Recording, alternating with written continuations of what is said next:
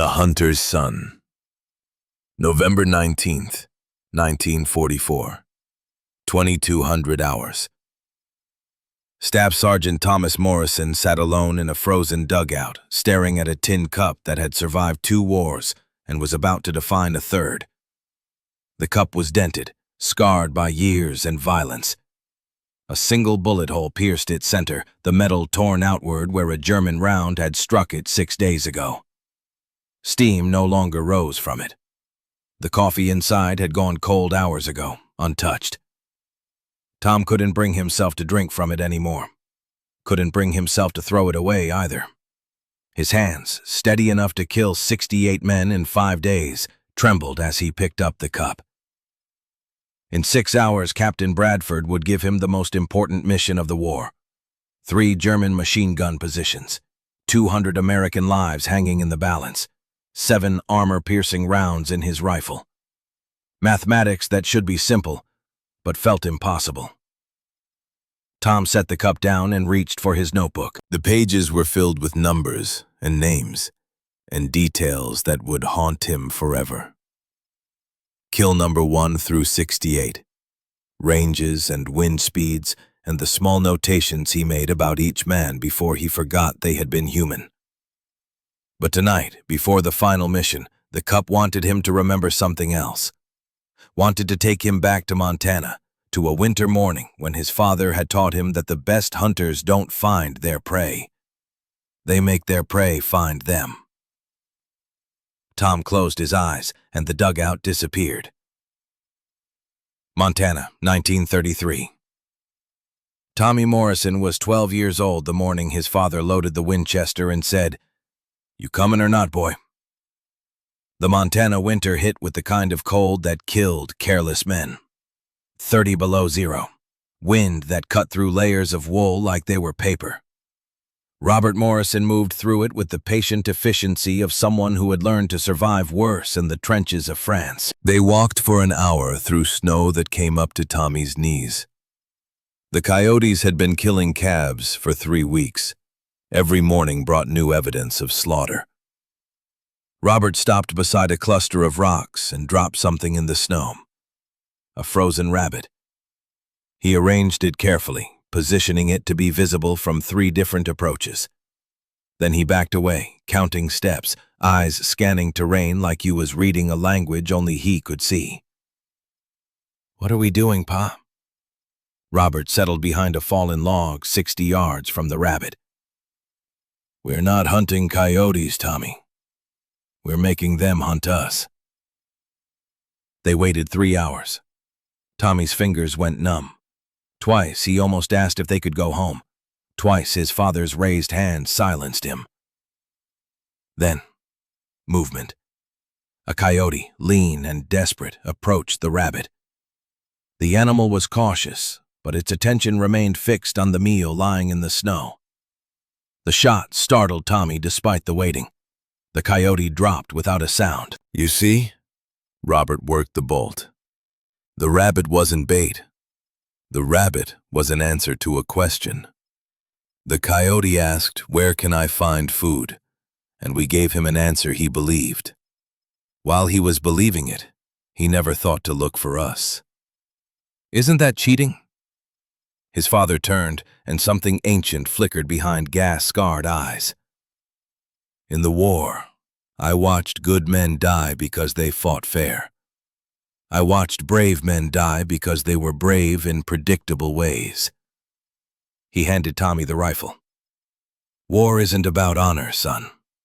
It's about surviving so you can protect the people you love." Robert pulled a battered tin cup from his pack. Dented metal, scarred by a life spent in trenches and foxholes. "This kept me warm when I thought I'd never be warm again. Kept me alive when I wanted to die." He pressed it into Tommy's hands.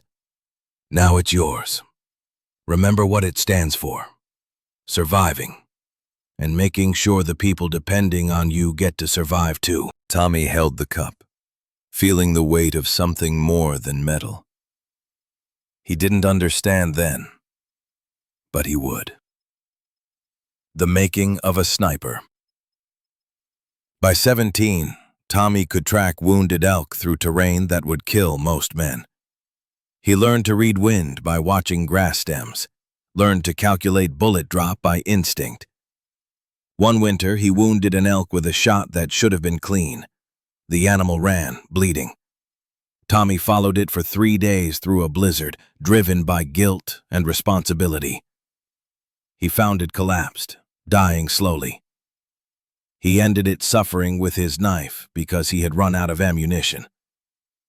His father found him sitting beside the dead elk, tears frozen on his face.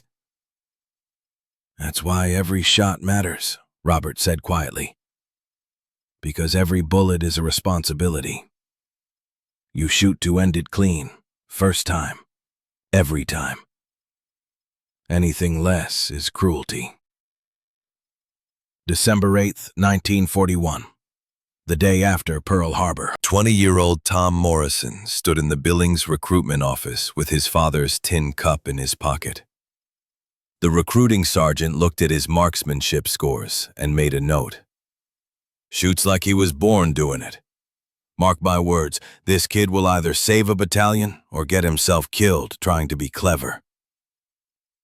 Outside, Robert Morrison leaned against the truck, smoking. When Tom emerged with enlistment papers, his father didn't smile. "You remember what I taught you?" "Yes, Pa." "No, you don't. I taught you to survive. But you're going to try to be brave. That's the difference between us, Tommy. I learned cowardice kept me alive. You're going to have to learn it all over again, and it's going to cost you the part that can come home." They didn't speak on the drive back. That night, packing his bag, Tom wrapped the tin cup in an old shirt and placed it at the bottom. A talisman, a reminder, a piece of home to carry into hell. Fort Benning, Georgia. Heat was its own kind of violence, but the shooting range was where Tom found his language. He shot perfect scores within 3 weeks, learning the Springfield's personality like his father had taught him to learn rifles. Captain William Bradford watched the scores and saw something unusual. Tom didn't just shoot targets. He thought about them. "Morrison, you do something different. What is it?" Tom hesitated. "Sir, when I miss, I shoot 3 more times before adjusting. I need to know if it's me, the wind, or the rifle telling me something." "That's not in any manual." "No, sir. My father taught me. He said rifles have opinions. You have to listen before you argue." Bradford leaned back. "Report to Building 7 tomorrow. You're going to sniper school." Camp Perry, summer 1942. 48 men who could shoot wings off flies. Tom's bunkmate was Corporal David Walsh from Pennsylvania. Louder than necessary, funnier than appropriate, and the best natural shooter Tom had ever seen. "Morrison, you shoot like you're doing math homework," Walsh said one night.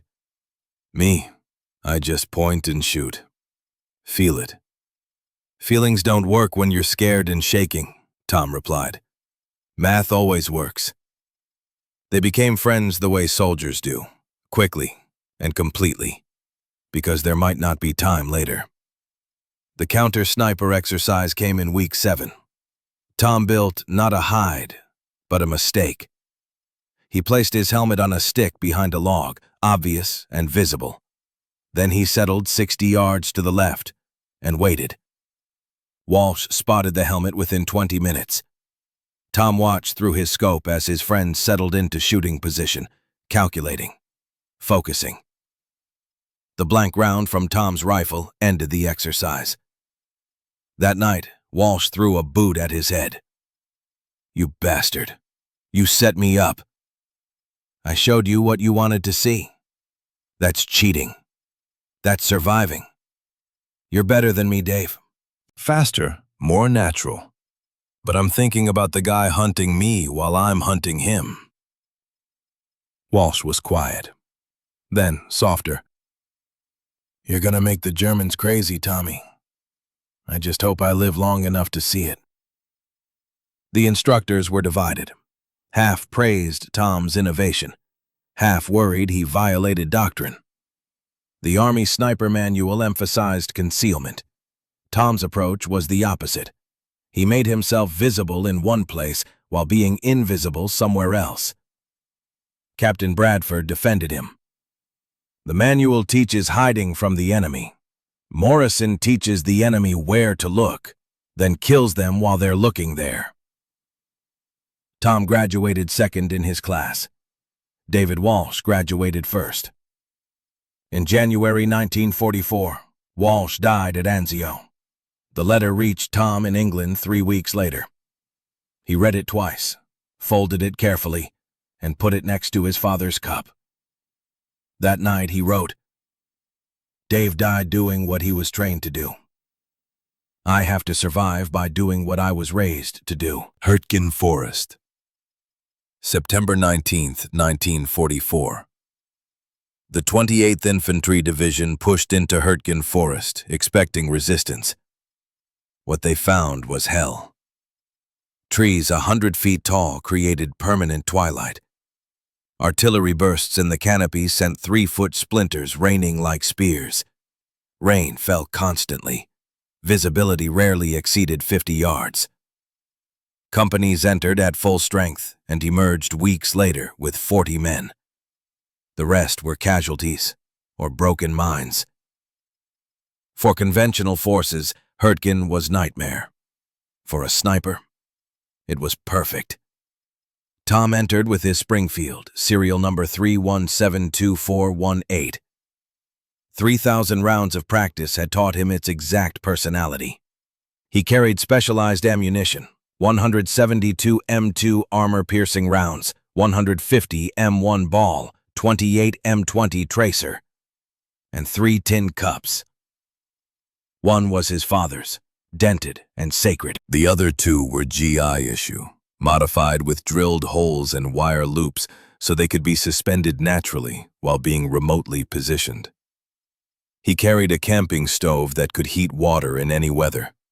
The fuel tablets produced smoke for hours, and he carried his notebook, already filling with observations about German patterns. The idea came November 13th during reconnaissance. Tom watched a German soldier emerge from a dugout, yawning, carrying a steaming cup. The soldier sat on a log, drinking openly. The steam rose in moonlight like a signal. No one shot him, not because shooting was unsporting, but because the obviousness suggested comfort, which suggested other Germans watching. The soldier finished and went inside. Tom watched for another hour, thinking. The cup was perfect camouflage because it was no camouflage at all. It answered an unasked question so completely it required no investigation. Tom thought about frozen rabbits and coyotes, about his father's words echoing across 12 years, about David Walsh dying because he had been brave in predictable ways. He made a decision that would haunt him forever. First Blood, November 14th, 1944, 0530. Tom positioned his father's cup on a fallen log where German observation posts had been active. He filled it with hot coffee, creating steam that rose visibly in pre-dawn cold. Then he moved 72 yards left and waited. 40 minutes later, movement. A German soldier approaching with methodical patience. Tom watched him settle, begin ranging, calculating. Obergefreiter Hans Müller. Tom wouldn't know the name until later.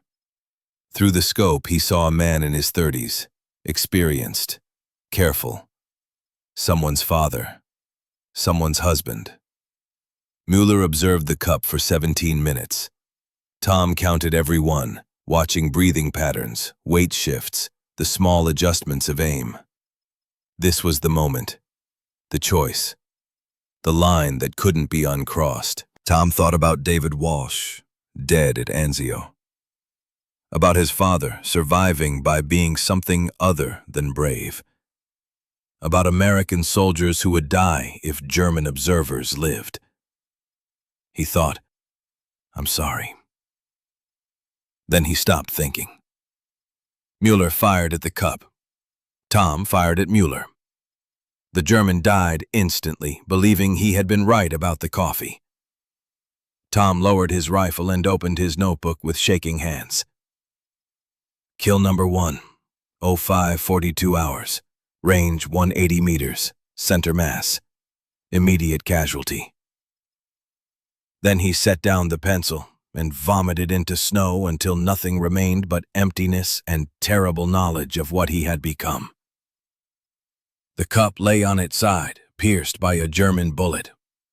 His father's cup, marked now by enemy lead, perfect for this new and terrible function. Tom picked it up and held it, feeling cold metal that had once kept his father alive and now marked the beginning of something that would kill Tom Morrison just as surely as any bullet, just more slowly and from the inside out.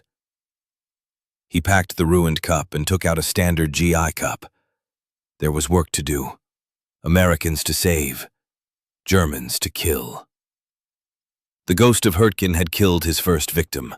96 more would follow, and with each one, a piece of Tom Morrison would die too, shot through by his own cleverness, his own survival, his own terrible understanding that sometimes protecting those you love means becoming something they could never love back. In the distance, artillery began.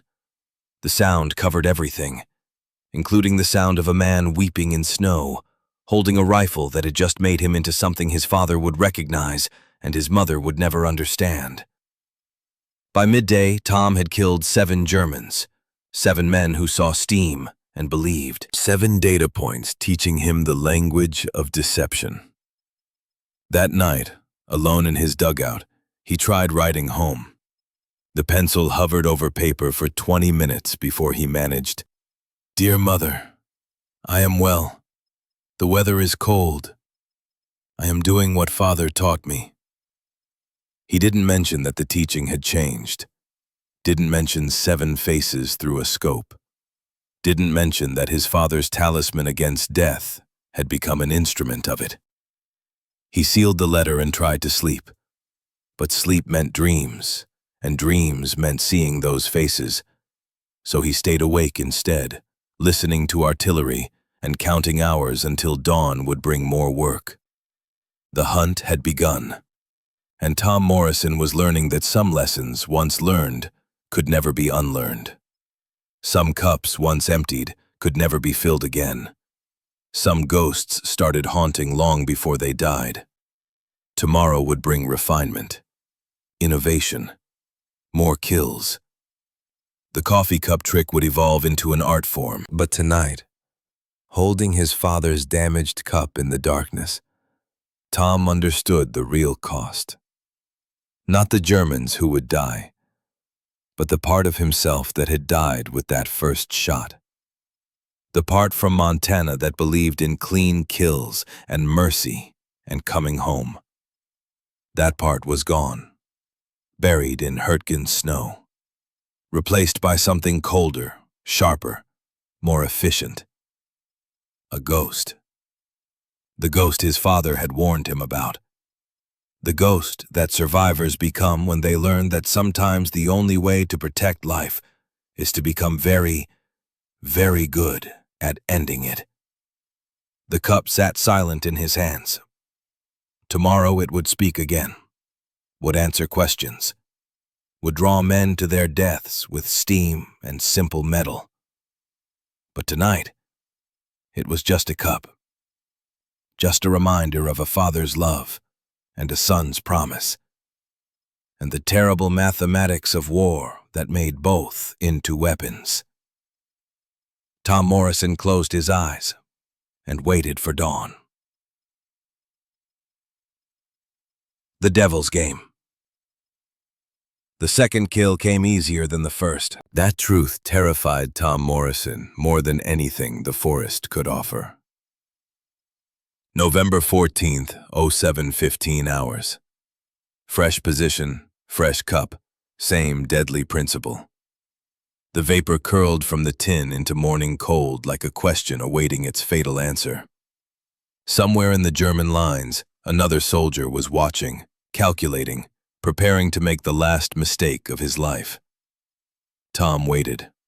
His breathing had steadied since Mueller. The trembling in his hands had ceased.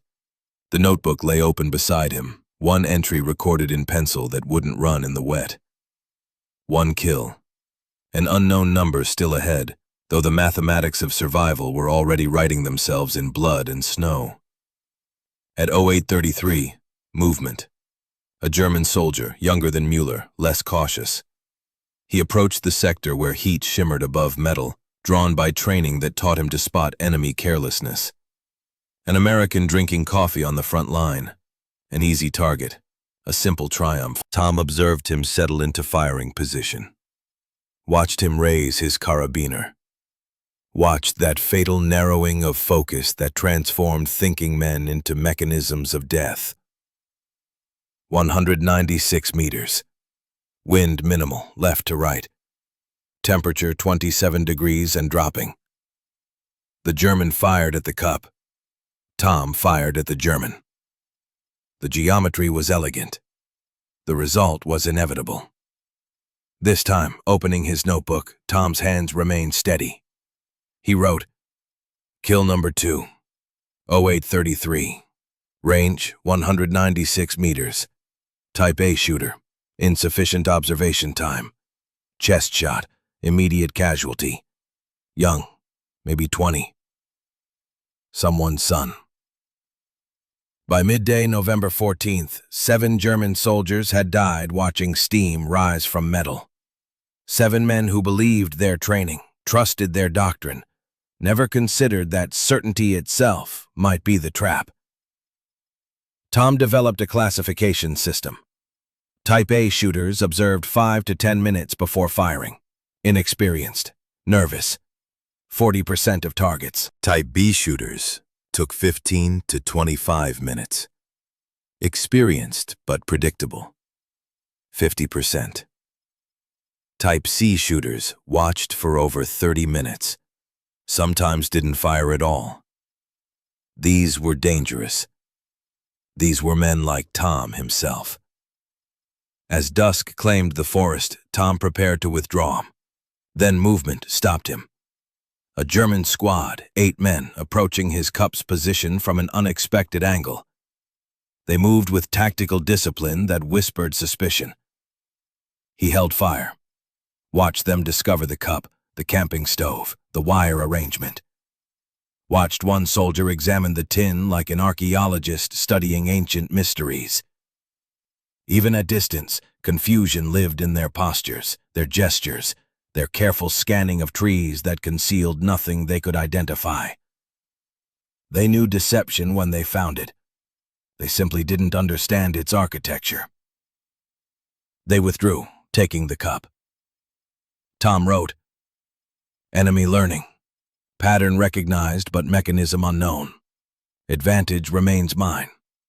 That night, alone in frozen earth, Tom attempted a letter home. The pencil hovered over blank paper for 20 minutes. Finally, "Dear Mother, I am well. The weather is cold. I am doing what Father taught me. The cup serves its purpose." He didn't mention the purpose had transformed from protection to predation. Some truths couldn't survive the journey home. November 15th brought refinement through variation. 6 cup positions throughout the day, each telling a different story. One sat obviously on a destroyed bunker. Another hid partially behind a log, suggesting failed concealment. A third was accompanied by the metallic rattle of canteens, implying soldiers managing equipment. Each variation tested enemy belief.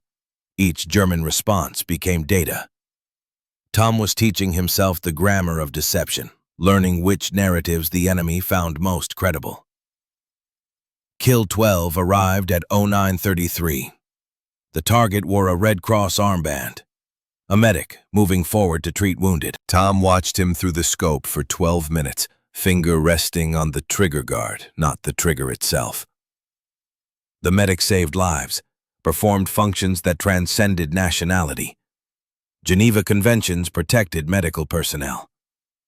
But the medic also carried a carbine, was also a combatant, was also directing other Germans toward American positions. Tom's finger migrated to the trigger, hesitated, returned. His father's voice. War isn't about honor, son.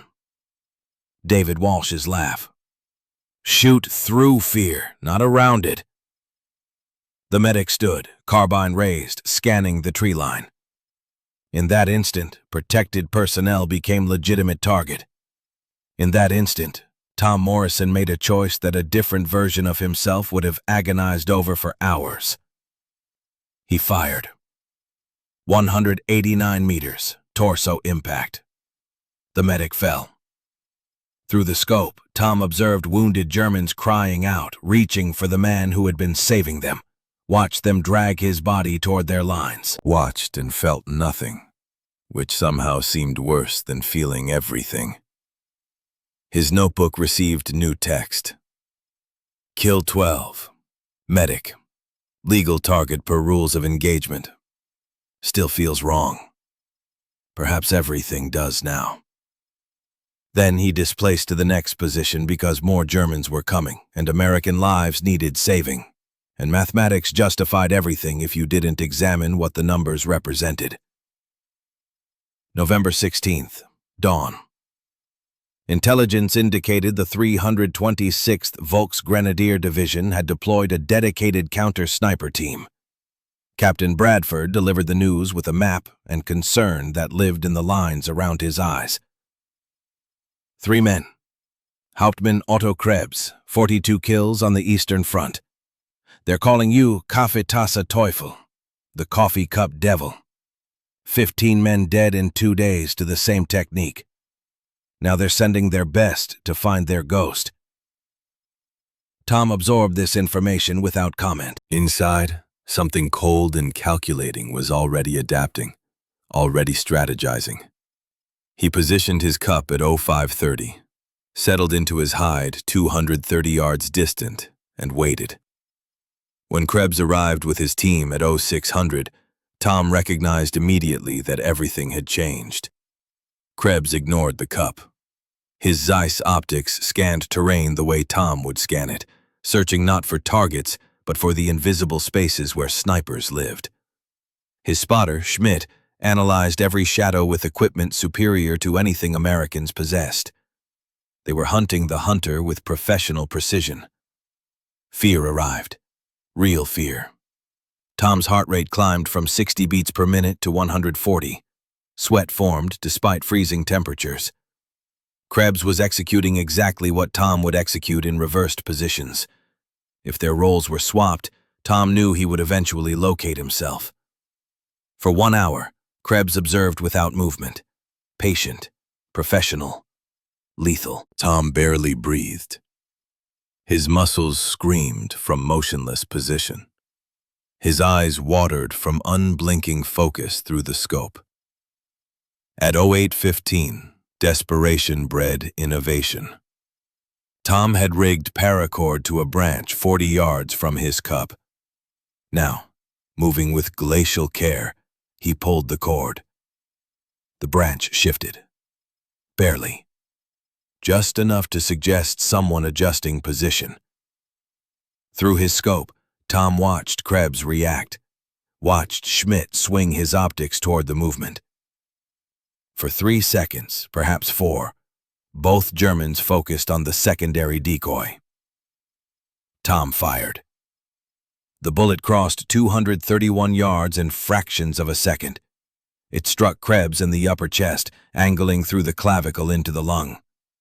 Not instantly fatal, but fatal enough. Schmidt screamed. Hartmann fired wildly toward empty forest. Tom was already gone, already invisible, already becoming the ghost, while behind him, a man who had survived the Eastern Front bled into Hurtgen's snow. Through the scope, in that final moment before displacement, Tom had seen Krebs's face, older than expected, wedding ring catching light, saying something to Schmidt that probably meant goodbye, probably contained instructions, probably held the weight of last words that haunt the living forever. That night, Tom wrote, "Kill 21. Counter-sniper eliminated. He was their best. Now I'm their nightmare. Father, would you be proud or horrified? Probably both. Probably neither matters anymore." November 17th through 18th blurred into sequences of cups and vapor and German soldiers who investigated and died investigating. Tom refined continuously. Multiple cups in different locations, sound combined with visual. Partial concealment suggesting haste rather than obvious bait. Kill 37 on November 17th represented a turning point. The Germans had deployed their own decoy, an American helmet harvested from a corpse positioned on a stick in obvious view. They were attempting to lure Tom into revealing his position. Tom identified it immediately. The helmet was too pristine. No sweat stains, no weathering. The placement demonstrated military precision rather than exhausted soldier carelessness. Most tellingly, it created sight lines that would expose anyone shooting at it to German observers in known positions. Tom didn't shoot the helmet. He shot the 4 Germans positioned to observe who would shoot the helmet. 167 meters, 183 meters, 201 meters, 179 meters. 4 shots in 6 minutes, each from different firing positions, each eliminating a hunter who believed himself the trap rather than the prey. The Germans had learned, but Tom was teaching faster than they could absorb. November 18th delivered Kill 42, the shot that would appear in military analysis for decades. A German artillery observer was directing fire onto American positions from concealment, 731 yards from Tom's location. Radio transmissions had been triangulated, but direct assault would cost lives measured in dozens. Tom spent 27 minutes calculating. Bullet drop at that range, 110 inches. Wind, 6 miles per hour, quartering from left, creating 3 feet of drift. Temperature, 28 degrees, cold enough to slow powder combustion, requiring 2 inches high compensation. One opportunity. The observer would transmit for 30 seconds, then conceal for 5 minutes. 30 seconds to acquire, calculate, execute. Tom waited for the next transmission. Observed the observer raise his head above rubble. Controlled his breathing the way his father had taught him hunting elk in Montana 2 decades previous. Applied 4 clicks windage, 2 clicks elevation. Compressed the trigger with patience that transformed mechanics into art. The bullet found its mark. The radio went silent. The artillery barrage ceased. 40 American soldiers lived because of one shot that defied probability. Tom recorded the kill and felt nothing. The numbness was comprehensive now. He was becoming mathematics, geometry, ghost. That evening, an American patrol captured a German soldier carrying a diary. Bradford translated the German text aloud. November 17th. They call him Kaffeetasse Geist, the coffee cup ghost. Always present, never where anticipated. 7 men from my company dead. Officers command us to ignore obvious American signs. But what if real Americans occupy those positions? We no longer know what to believe. Bradford studied Tom. You're living in their minds now. They're beginning to fracture. Tom said nothing. Because he was fracturing too. Just differently. Just more quietly. Just in ways that wouldn't show until decades later, when he couldn't drink coffee, and couldn't sleep, and couldn't explain to his children why their father woke screaming numbers. November 19th. Kills 56 through 68. 13 men in 1 day. Tom's body was failing. 5 days without more than 2 hours sleep. trench foot developing in both feet, hands shaking from exhaustion and hypothermia, hallucinations flickering at peripheral vision, shapes that moved and vanished. But the skills endured. Kill 60 involved engaging 2 targets in 4 seconds, working the bolt between shots with mechanical precision. Kill 63 required a headshot through an 8-inch gap between trees at 256 meters. Then arrived Kill 68, and everything fractured. The target was young, 18, perhaps 19, moving with the uncertain gait of first combat. He approached the coffee cup, spotted it, began turning away, then stopped, looked back. The weight of peer pressure and duty and fear, visible even at 238 meters. Tom's crosshairs settled on the boy's chest. His finger found the trigger, and for the first time since Mueller, he hesitated. This wasn't a soldier, not really. This was a child, someone's son, perhaps conscripted, perhaps believing propaganda, perhaps just terrified and distant from home and performing orders because the alternative was execution. The boy raised his rifle toward the cup. His hands trembled visibly through the scope. Tom could see the fear and the youth and the absolute waste of it all. In Tom's mind, he hasn't done anything. He could run. He could surrender. He could survive. In Tom's mind, but tomorrow he might kill someone, might kill an American boy equally young and equally terrified. In Tom's mind, Dave Walsh was 18 at Anzio. In Tom's mind, but this isn't Dave. This is someone else's Dave. The boy's finger tightened on his trigger, And Tom Morrison made the choice that soldiers have made since warfare began.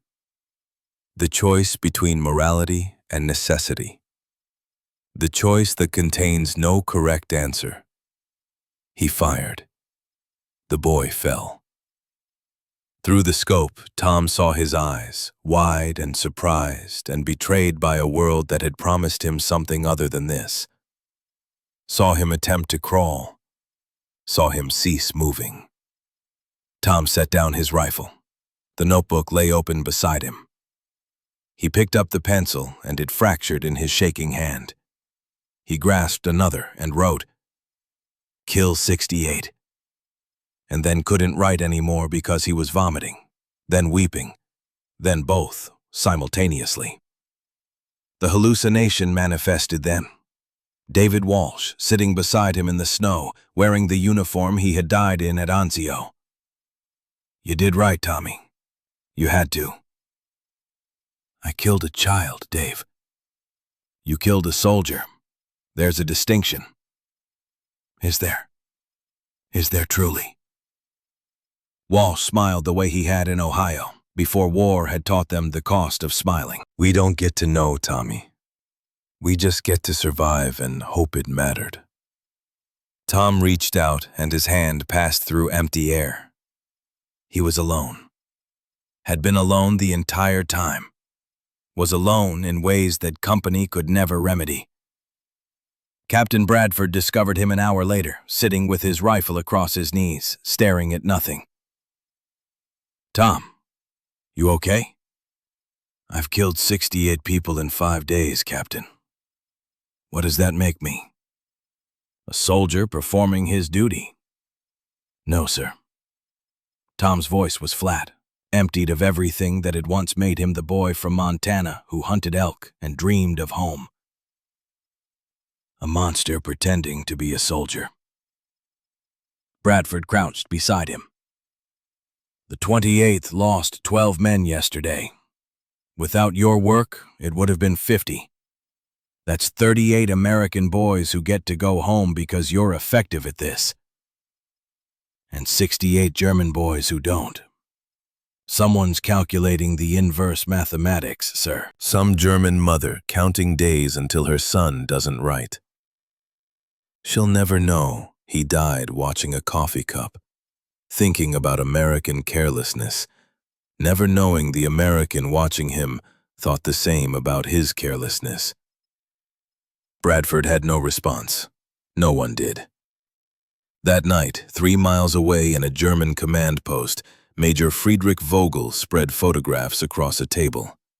15 coffee cups recovered from American positions, diagrams showing each German casualty location, trajectories calculated, patterns analyzed. "Gentlemen," Vogel addressed his officers, "we face an unprecedented situation. 1 American sniper. Over 60 confirmed casualties in 5 days. He uses our doctrine against us.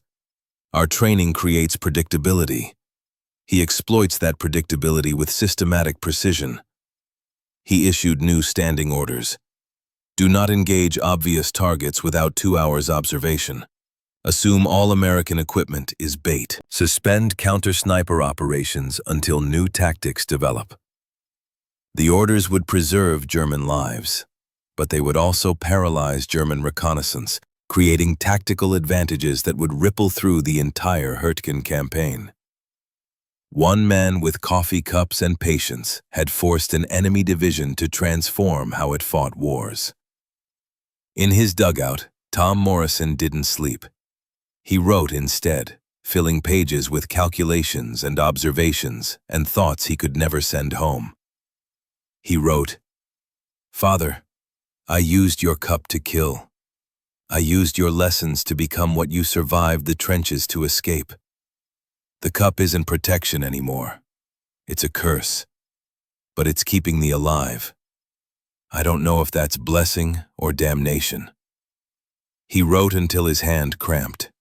Then he wrapped himself in his blanket and waited for dawn, because dawn meant work, and work meant not thinking, and not thinking was the only mercy the forest offered anymore. November 20th would bring the final mission, the last hunt, the kill that would end it, or end him. Tom didn't know which he preferred, didn't know if there remained a difference anymore. He inventoried his ammunition, 7 rounds of M2 armor-piercing, 15 rounds of M1 ball, 1 tracer. Sufficient to complete the job. Perhaps sufficient to complete everything. The ghost of Hurtgen closed his eyes and attempted to remember Montana in summer, when grass was green and cattle were fat and his father was alive, and tin cups held only coffee and morning vapor rising from metal meant only that someone was warm and safe and home. He couldn't remember. That world was gone. He had killed it the same way he had killed 68 Germans. With precision, with patience, with the terrible understanding that sometimes the price of protecting what you love is becoming something they could never love back. Tom Morrison loaded his rifle and prepared for the last day. The day that would elevate his total to 97. The day that would transform him into legend and warning and ghost that would haunt 2 armies and a forest and himself for the remainder of his life. The arithmetic was simple. The cost was infinite. And there was no returning. The ghost's price. November 20th, 0400 hours. Tom Morrison sat in the command dugout across from Captain Bradford, watching vapor curl from a cup of coffee he couldn't bring himself to drink. The irony wasn't lost on either of them. Bradford slid a map across the table, 3 positions marked in red pencil. German MG-42 nests. They're covering the withdrawal route. At 1500 hours, 200 men from 2nd Battalion advanced through this sector. His finger traced a line that intersected all 3 positions. Without those guns eliminated, we're sending them into a meat grinder. Tom studied the map. Distances, 250 meters, 270 meters, 290 meters. Overlapping fields of fire. Professional placement. Whoever commanded those positions understood killing geometry. "You're not ordering me," Tom said. "No, you've done enough. More than enough. HQ wants you pulled back." Bradford met his eyes. "But if you can take out those nests, you'd save a battalion." Tom thought about 68 faces, thought about the boy who had trembled raising his rifle, Thought about his father saying that survival meant protecting the people you love, even when it cost pieces of yourself you could never retrieve. I'll need 2 hours prep time. Bradford nodded. Last mission, Tom. After this, you're done. That's not a request. Yes, sir. Tom stood, gathering his equipment. Last mission. But they both knew the truth. The last mission had been the first one. Everything since was just counting bodies until the mathematics ran out. Tom moved into position at 0600. In his pack, Springfield rifle, notebook, 2 GI cups, and his father's damaged tin cup wrapped in oilcloth at the bottom. A talisman, a monument, a reminder of what coffee cups had been before he transformed them into instruments of death. He found the first MG nest by 0730. 3 men, professional soldiers by their movements, assembling the MG-42 with practiced efficiency. The gun faced the American approach route. The ammunition was already linked. In 7 hours, that weapon would slaughter dozens. Tom ranged the distance, 264 meters, longer than ideal, through vegetation that would deflect the bullet fractionally. Wind gusting 8 to 12 miles per hour, inconsistent, impossible to predict perfectly. He checked his ammunition. 7 rounds of M2 armor piercing, 15 rounds of M1 ball, 1 tracer. Enough to finish the job if he was perfect. Not enough for mistakes. The logical shot was the gunner, but the assistant would take over in seconds, and Tom would have revealed his position for nothing. He needed to destroy the weapon itself. He studied the position through his scope. The MG-42's ammunition box sat beside the gun, a linked belt of 7.92mm rounds inside. If his armor-piercing round could penetrate deep enough, if the angle was right, if physics aligned with desperation, the bullet might detonate the rounds inside. It was a shot that shouldn't work, that defied probability, that required precision and luck, and Tom Morrison had stopped believing in luck 5 days and 68 kills ago.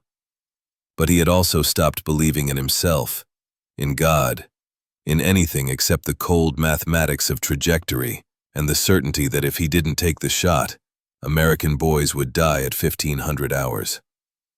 Tom began his calculations. Wind average, 10 miles per hour, right to left.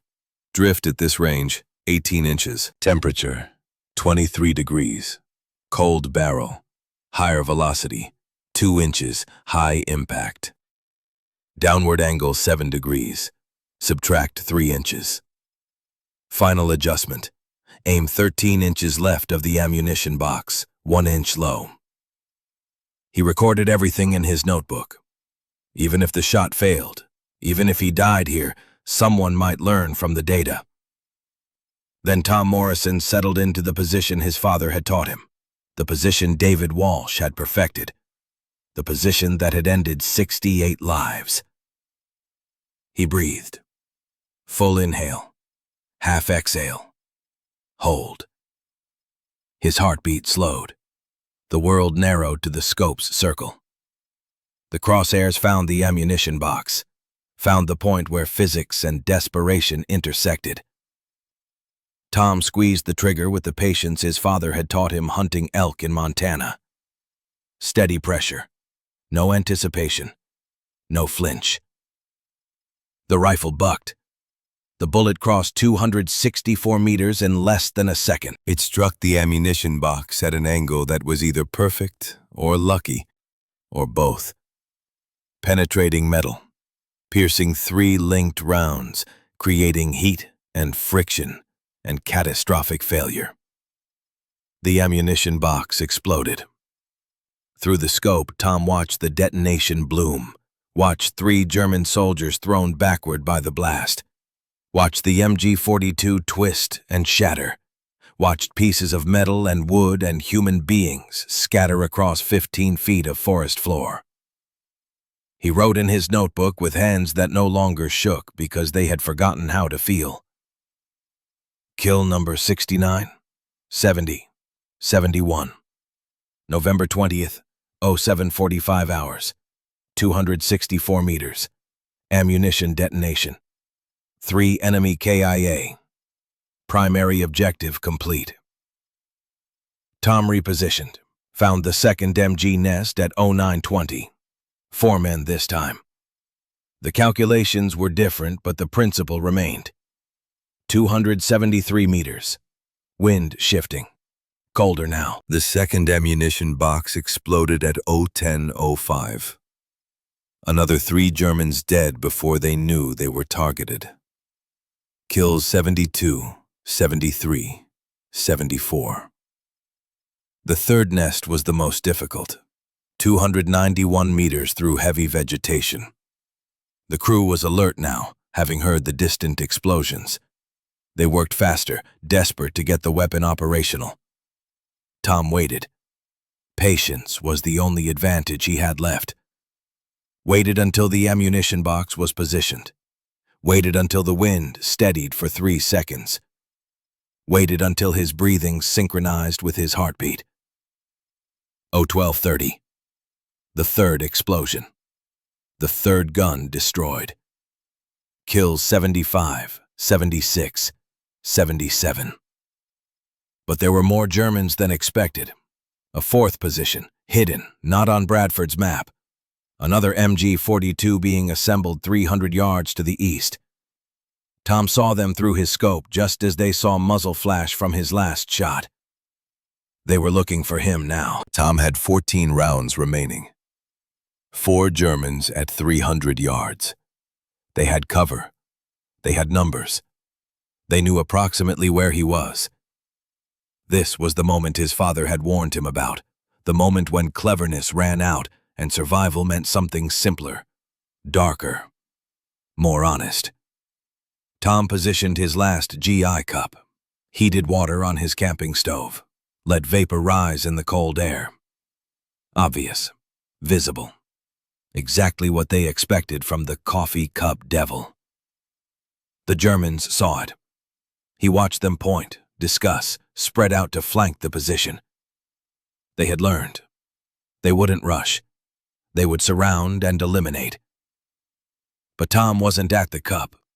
He was 60 yards south, invisible in the shadows, watching them move into the exact positions he had anticipated, because he understood now what his father had understood in France, that the best hunters don't just predict behavior. They create it. 4 shots in 8 seconds, 307 meters, 312 meters, 298 meters, 320 meters. Kills 78, 79, 80. The fourth German ran. Tom let him go. Let him carry the story back. Let him tell others about the ghost who saw everything, anticipated everything, made death feel like destiny. Tom packed his equipment, left the cup where it sat, vapor still rising, left the notebook open to the last page, left the Springfield rifle propped against a tree like a monument.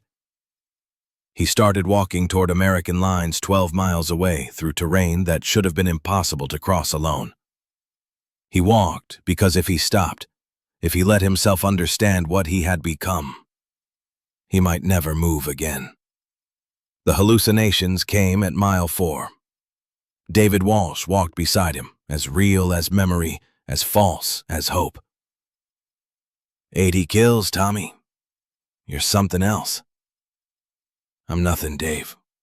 That's the problem. I'm hollow. Walsh was quiet. Then, the hollow ones survive longest. It's the full ones who break. Tom reached out, and his hand passed through nothing. Alone. Always alone.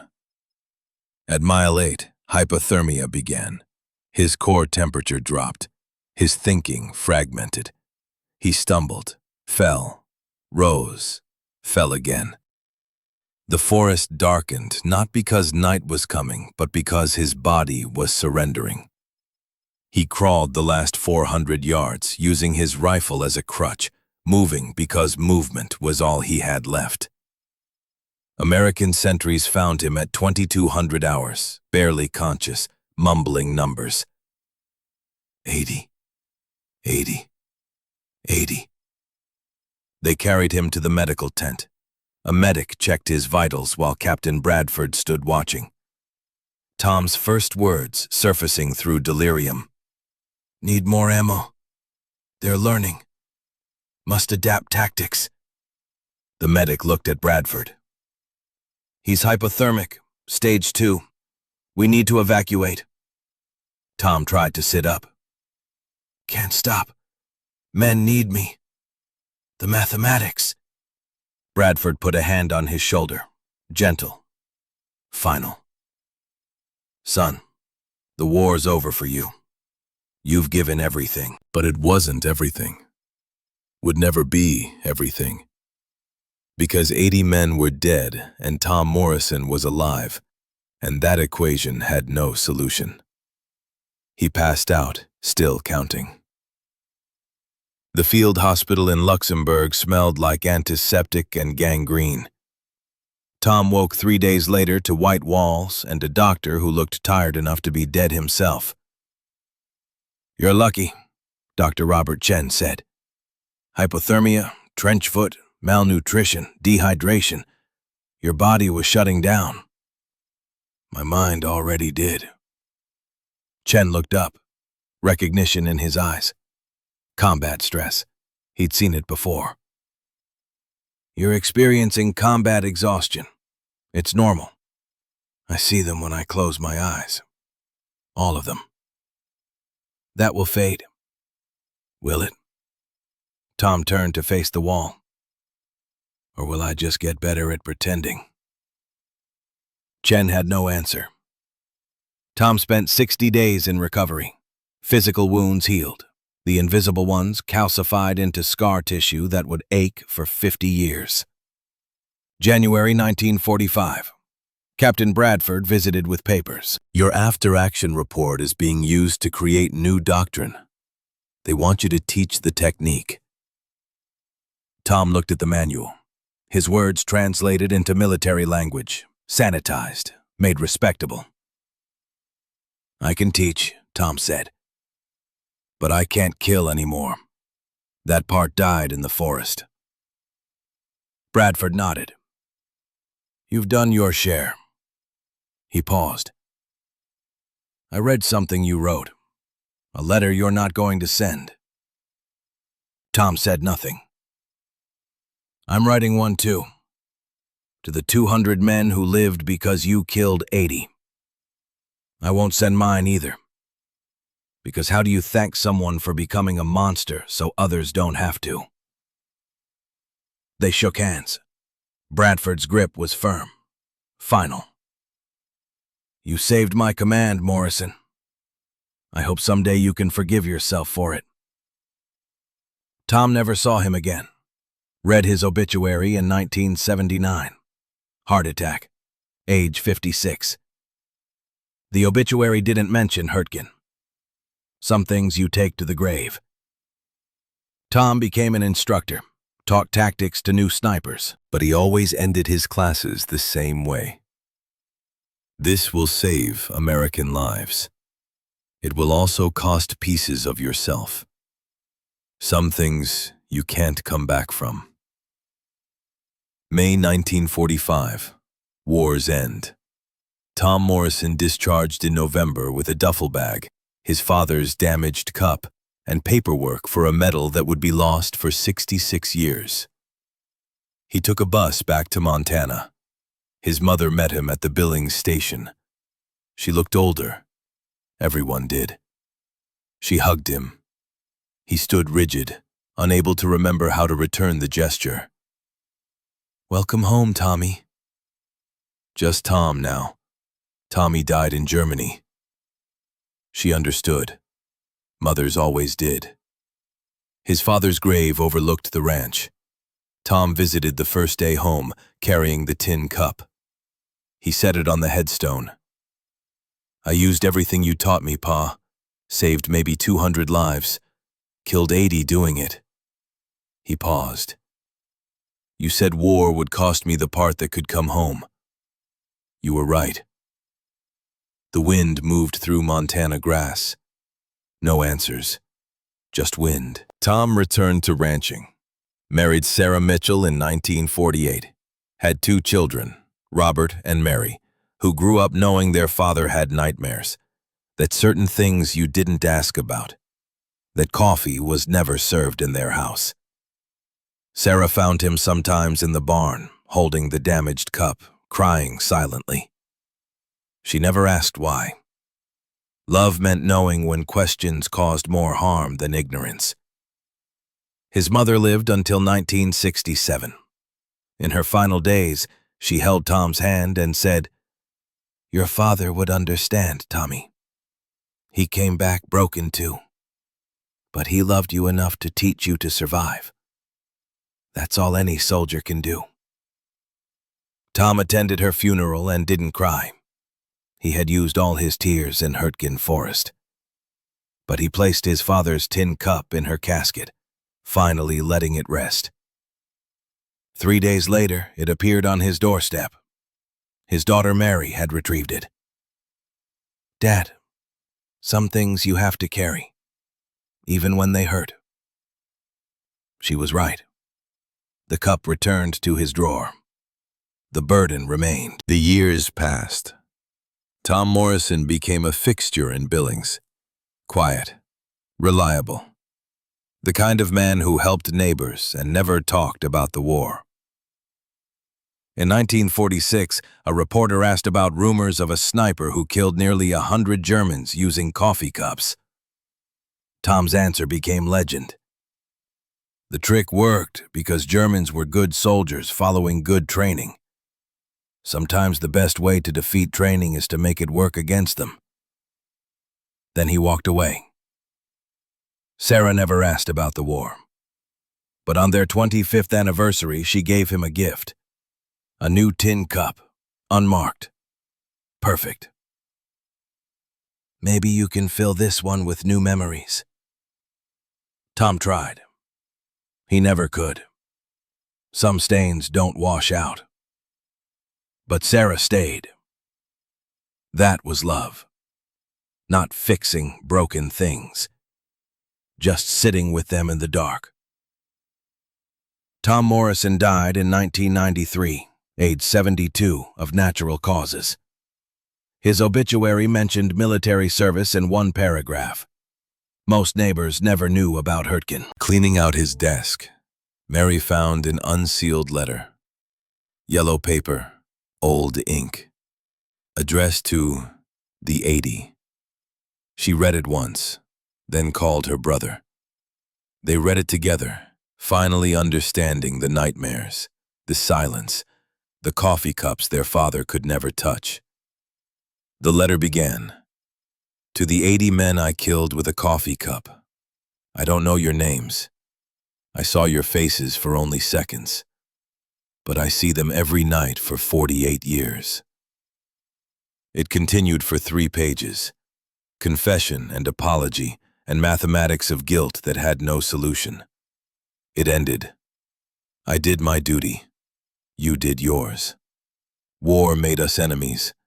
Death makes us equal. Your ghost, Thomas Morrison." The letter was never sent, but his children donated it, along with the cup and his service records, to the Montana Historical Society. In 2011, the Medal of Honor paperwork was discovered in a Pentagon archive. The medal was awarded posthumously. The citation praised exceptional courage and innovative tactics. It mentioned nothing about coffee cups, nothing about 80 kills in 6 days. Tom's children accepted the medal. When asked if their father would have been proud, Robert said, "Dad spent his life trying to forget what made him a hero." Today, the cup sits in a museum display case. Dented metal, bullet hole through center. Most visitors pass without reading the placard. But military historians know. The cup is studied at Fort Benning. The technique is taught at sniper schools. The name Tom Morrison appears in classified warfare analyses. The U.S. Army Sniper School includes a lecture called Morrison Deception Principles. But it also includes a warning. You can become the ghost. But ghosts aren't alive. Sergeant Morrison saved hundreds of lives. He also lost himself. Understand the cost before you pay it.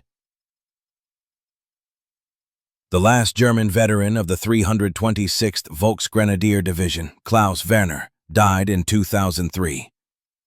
Before his death, he gave an interview. "We had better equipment, better training. But Americans had Morrison. One man with coffee cups caused more terror than battalions. You cannot fight what you cannot predict."